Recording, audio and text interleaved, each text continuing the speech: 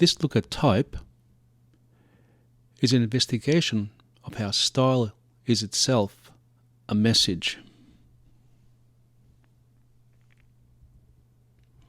We can amplify or muffle a written message by the way we style it. We can elicit a response from a viewer through the look of a word, not just its meaning. Understanding type styles is our first step. Now, there are 5 basic typefaces or typeface styles: serif, slab serif, sans serif, decorative, and script. There are 5 synonyms for type. Type is itself the printed character or letters on a page, on a screen, on a sign.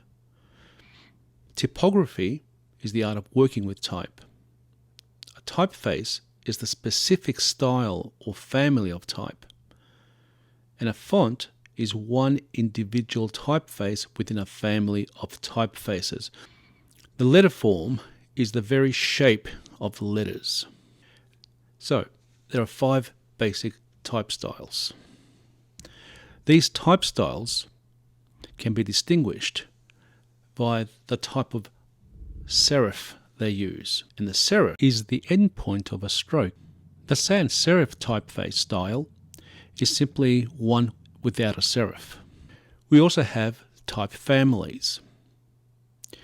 A single typeface will have many versions of the one typeface.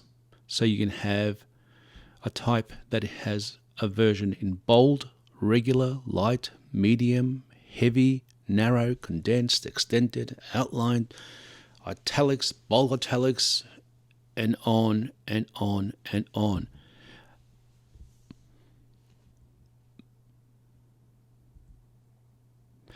Now, there are 2 ways of thinking about type. There's the tone of voice, or we can think of them as the clothes that letters wear. When we speak, we are always aware of the kind of voice we are projecting. When we speak, we use a distinctive tone, an inflection, or a style. How do you want to be heard? Funny or serious? Formal or casual? Respectful or irreverent? Enthusiastic or a matter of fact? But of course, first comes volume. Soft or loud. We soften or amplify our voice for emphasis or for emotional effect. Fashion is the style of clothing we wear depending on what activity we are doing and what we want to say or project about ourselves. The school uniform is an excellent case in point.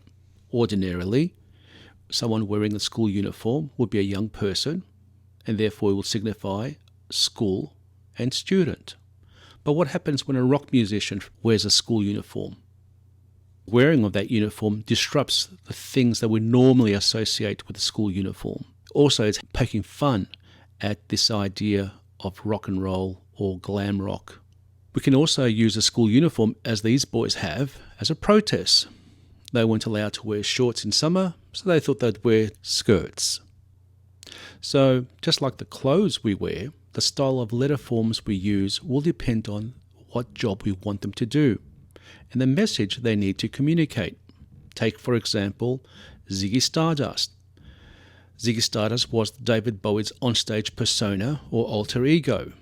Here we have an example of the kind of typeface that was developed specifically for Ziggy Stardust and one using a modern font.